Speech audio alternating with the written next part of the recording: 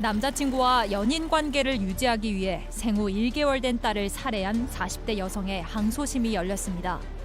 항소심 재판부는 여성에게 1심보다 높은 형량을 선고했습니다. 재판을 통해 드러난 사건의 전말을 들여다봅니다. 자, 이번 사건도 정말 좀 황당하기 이를 데가 없는 사건이더라고요. 자, 좀 설명 좀 해주시죠. 네, 2020년 8월로 거슬러 올라가겠습니다. 동사무소에서 경찰에 한 통의 신고를 합니다. 아이가 출생 신고 이후에 예방 접종도 전혀 하지 않고 어떠한 기록도 없다 찾아달라. 어머니와 아이를 전부 찾아야 된다. 이렇게 요청이 온 겁니다. 경찰이 수원에 있는 집으로 도착했는데 아이가 보일러실에서 발견됐습니다. 상자에 담겨 있었는데요. 신문지라든가 옷, 비닐봉투로 감싸진 채 발견됐고 이미 3년 전 태어난 지 한 달째 되는 날에 바로 숨진 상황이었습니다. 숨져서 계속해서 그냥 방치되어 있었던 겁니다. 그래서 아이의 어머니가 경찰에 붙잡혔고 아이의 어머니가 여기서 충격적인 자백을 합니다. 아기를 양육하기 너무 버거운 상황이어서 아기가 울고 잠을 자지 않으니까 분유에다 수면 유도제를 타서 먹였다. 그렇게 한 다음에 이제 방치해 놓은 상황으로 확인이 됐고 아이의 어머니가 이제 재판에 넘겨진 사건입니다. 자, 경찰이 도착했을 때 저 아기 엄마 이미 약간 극단적인 선택을 하고 뭐 약간 그런 위급한 상황이었다면서요? 이 여성 같은 경우는 평소에 이제 복용하던 약물이 있었다고 합니다. 그래서 이 약물을 좀 다량으로 복용을 한 다음에 의식이 없는 상태로 이제 발견이 됐었는데요. 이후에 이제 치료를 받으면서 건강을 회복했다고 하는데 이 여성 같은 경우에는 이 아이를 살해한 뒤에 홍 기자가 설명한 대로 이 신문지와 비닐 등을 이용해서 감싼 다음에 결국 이 은닉한 혐의로 재판에 넘겨졌던 겁니다. 자, 그럼 여기서 체크포인트 짚어보죠. 남자친구 때문에. 자, 기소됐습니다. 이 여성. 그래서 재판으로 넘겨졌죠. 자, 그런데 줄곧 심신미약으로 이 상황이 벌어진 것이다. 이렇게 주장을 했다고 하는데 그게 그렇죠. 무슨 얘기입니까? 이제 살인 사건입니다. 살인 사건에서 내가 의사 결정을 할 때 심신이 미약됐기 때문에 이 형을 조금 감안해 달라라는 주장을 했던 걸로 보이는데 그 중에 가장 많이 주장됐던 게 이 남자친구의 출산 반대 때문에 그거 상황에서 많은 얘기들이 오가고 그래서 심신으로 부담이 됐기 때문에 아이를 살해했다라고 얘기를 했고요. 실제로 재판부에서도 1심 재판부에서 그걸 감안을 했습니다. 이 부담감이 있어서 분유에 수면 유도제 태워서 살해한 거는 중죄긴 하지만 이 심신이 쇠약한 상태에서 살해됐기 때문에 그런 것들을 감안해서 징역 5년이 선고가 됐습니다. 이 생후 1개월 된 딸 아이를 3년 동안이나 뭐 이른바 미라 상태로 방치했다. 이런 대목에서는 조금 이해가 안 가는데 지금 뭐 변호사님 설명한 대로 남자친구 반대에도 출산을 강행했다. 이 여성의 심리는 좀 어떻게 봐야 될까요? 사실 이게 사건을 조금 저희가 끝까지 이제 가다 보면 이 남자에 대한 집착이 굉장히 심해요. 이 여성분이. 그래서 아마 제가 봤을 때는 분명히 이 남성과 오랜 기간을 갖기 위해서는 아이가 필요했을 것 같아요. 그래서 이 남자의 아이를 좀 놓으면 좀 더 적극적으로 남자의 관계가 좀 더 나아지지 않을까 싶어서 일단 아이를 출산했는 것 같아요. 왜냐하면 이전에 아이를 출산하지 않고 그 여러 가지의 어떤 아이를 중간에 이제 지우는 행위도 굉장히 많이 했던 여성이거든요. 그래서 충분히 아이를 다르게 낳지 않아도 되는 환경이었음에도 불구하고 이렇게 아이를 출산을 했다는 것은 결국 이 남자의 관계에서 이 아이가 굉장히 중요한 역할을 하지 않았을까라고 해서 아이를 출산했는데 막상 출산하고 난 뒤에도 끊임없이 남성이 아이에 대해서 부정적인 시각을 나타내니 결국 여성의 입장에서는 내가 생각했는 거와 전혀 반대된 의도의 아이의 출산이고 그 아이가 이 남성과의 관계에서 특별하게 문제가 특별하게 그러니까 관계를 설정하는 그 중심점이 되지 않는다라는 생각을 했기 때문에 좀 굉장히 잔혹한 방법으로 살해하지 않았을까 그런 생각을 합니다.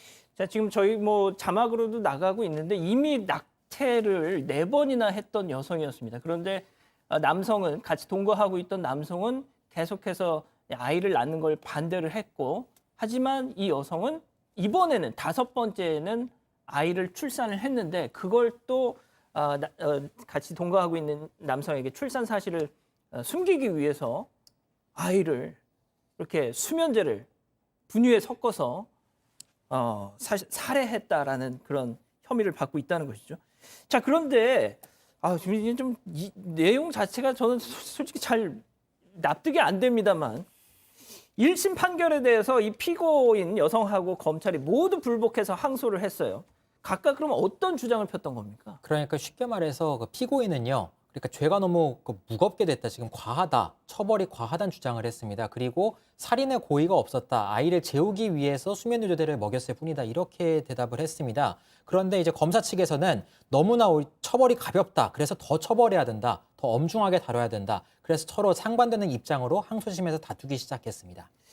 자, 그런 가운데 말이죠. 항소심 재판부 피고인에게 1심보다 높은 형량을 선고했습니다. 결과적으로는 1심보다 1년을 상향한 6년, 징역 6년을 선고했는데요. 항소심 재판부는 일단은 아기를 입양 보내려는 등 노력을 했었으나 아기가 죽은 이후에 종이 상자에 담아서 3년 이상 방치했다. 어떤 사람에 대한 최소한 예의를 갖추는 노력이 없었다라는 데 초점을 둔 걸로 보입니다. 예. 일단 출산을 원치 않는 그 남자친구와의 관계를 가장 우려했던 게 아닌가라고 법원은 본 거고요. 아이보다는 남자친구 관계. 특히 7년 만나면서 5번째 임신을 했는데 5번째 임신에서는 이거를 얘기를 안 했다, 임신을 하지 않았다는 식으로 거짓말한 것처럼 보입니다. 그게 남자친구 관계가 더 중요했다. 아이보다는요. 그런 어떤 예의를 갖추지 못했던 부분이 이 1심보다 더 중형이 된 그런 상황으로 보입니다.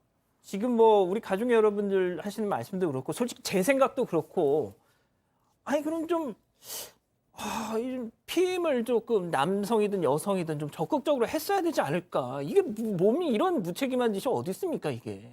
예? 제일 안타까운 부분이죠. 사실 이게 그 미성년자도 아니고 그다음에 뭐 사회 초년생도 아니고 그러니까요. 분명히 경험이 있고 사실 저는 뭐 이거는 여성의 자기 결정이 훨씬 우선돼야 되는 부분도 있지만 또 아이의 생명이라는 것도 분명히 존재하는 거라서 저는 낙태에 대해서는 분명히 양가의 감정이 있습니다. 그럼에도 불구하고 굉장히 여러 번의 낙태를 경험했으면 이번 같은 경우에는 분명히 아이를 임신하지 아니하여도 되는데 아까 저희들이 피임이라는 이야기했지만 제가 제일 처음에 말씀드렸죠.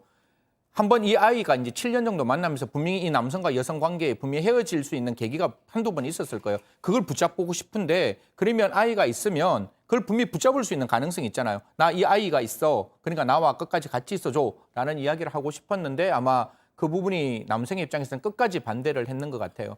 그래서 아마 이런 어처구니 없고 정말 잔혹한 일을 범했지 않았는가 생각합니다. 글쎄 잘 모르겠습니다. 그 여성의 심리는 뭐 말씀하신 것처럼 진짜 아이가 있으면 이 남자가 마음을 돌리겠지.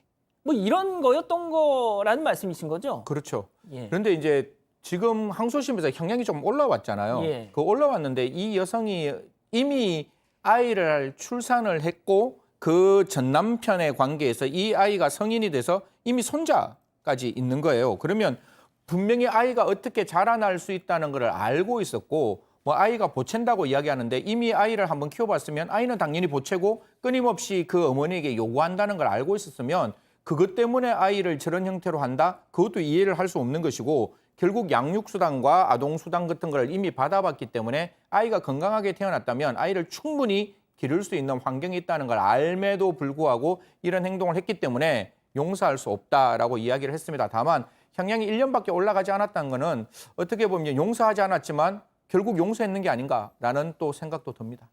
자, 그런데 반면 이 재판부가 말이죠. 이 피고인의 주장을 참작해서 양형을 선고한 부분도 좀 그렇죠. 얘기를 해 주셔야 될 것 같아요. 그러니까 지금 나쁜 부분은 지금 남자친구만 고려했다는 거, 또 아이를 생각하지 않았다는 번. 이 부분은 상당히 안 좋은 양형 요소로 작용이 되는데 그래도 좋은 양형 요소로 작용하는 게 입양 기간에 문의를 했던 점은 좋은 요소로 작용을 했습니다. 알아봤는데도 불구하고 끝까지 못 알아봤다라는 거.